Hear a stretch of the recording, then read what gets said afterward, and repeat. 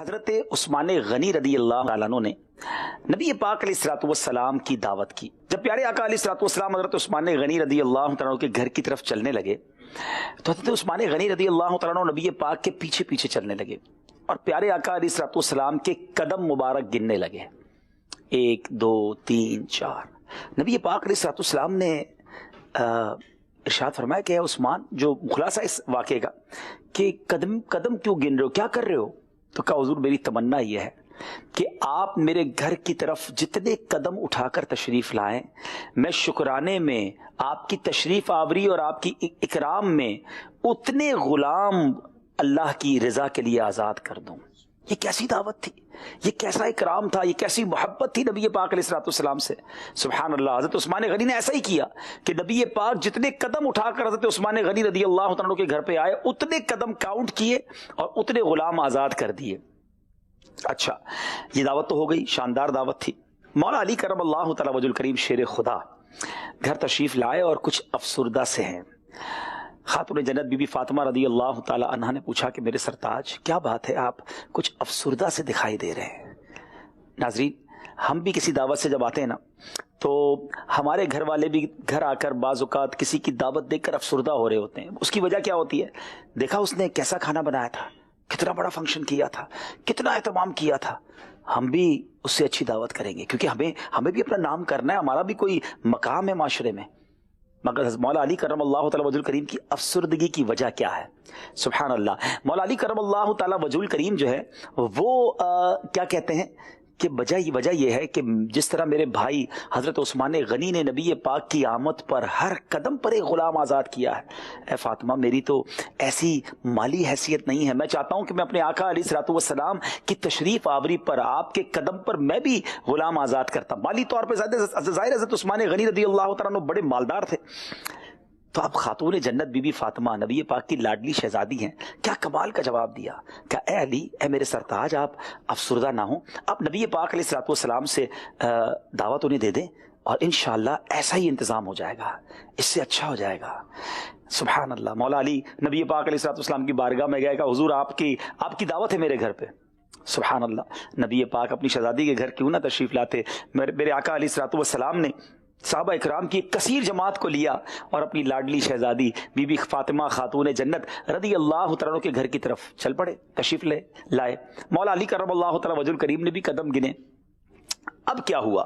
جب نبی پاک علیہ الصلوۃ والسلام جب گھر آئے نا ناظرین، تو بی بی فاطمہ خاتون جنت اللہ عز و جل کی بارگاہ میں عرض گزار ہوتی ہیں، سجدہ ریز ہو کر کہتی یا اللہ، آج تیرے محبوب میرے گھر آئے ہیں، اپنے صحابہ کے ساتھ آئے ہیں، تیری بندی کا مالک تجھی پر بھروسہ ہے، اے میرے رب تو آج میری لاج رکھ لے اور اس دعوت کے لیے کھانوں کا انتظام غیب سے فرما دے۔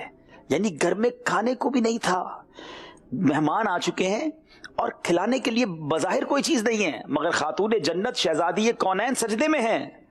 اور پھر کیا کیا انہوں نے؟ بی بی فاطمہ نے خالی ہانڈیوں کو چولہے پر رکھ دیا۔ اللہ اکبر، اللہ کریم کا دریائے رحمت جوش میں آیا اور رب کریم نے ان ہانڈیوں کو اپنے کرم سے جنتی خانوں سے بھر دیا۔ اب جب دسترخوان پر ناظرین یہ کھانا لگتا ہے نا تو صحابہ سارے حیران ہیں، سچ اے بیوٹیفل اسمیل، ایسی پیاری خوشبو ہے، اتنا زبردست ٹیسٹ ہے۔ نبی پاک علیہ الصلوۃ والسلام مسکرا کر ارشاد فرماتے ہیں کہ تم جانتے ہو یہ کھانا کہاں سے آیا ہے؟ صحابہ اکرام علیہ رضوان نے عرض کی حضور نہیں، ہم تو نہیں جانتے یا رسول اللہ صلی اللہ تعالیٰ علیہ وسلم۔ نبی پاک نے فرمایا کہ یہ کھانا اللہ تعالیٰ نے ہم لوگوں کے لیے جنت سے بھیجا ہے، جنتی کھانے کی دعوت ہوئی، مگر ابھی وہ رسم یا وہ انداز باقی تھا جو عثمان غنی رضی اللہ تعالیٰ عنہ نے کیا تھا کہ ہر قدم پر ایک غلام آزاد کیا تھا۔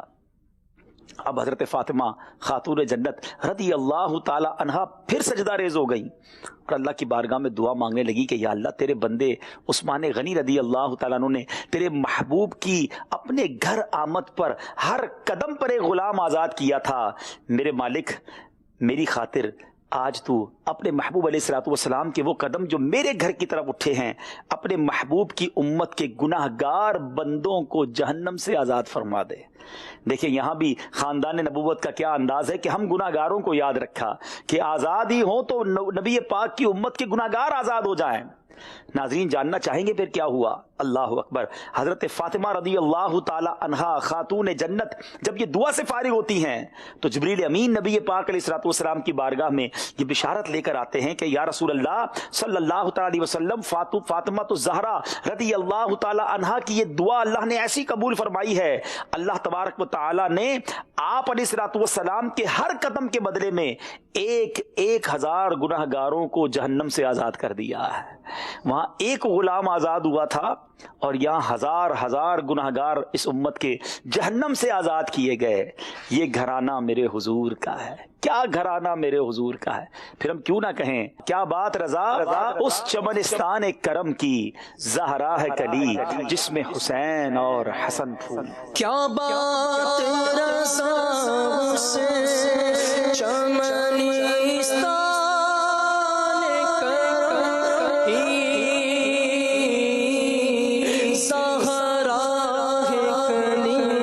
جس میں حسین اور حسن پھول.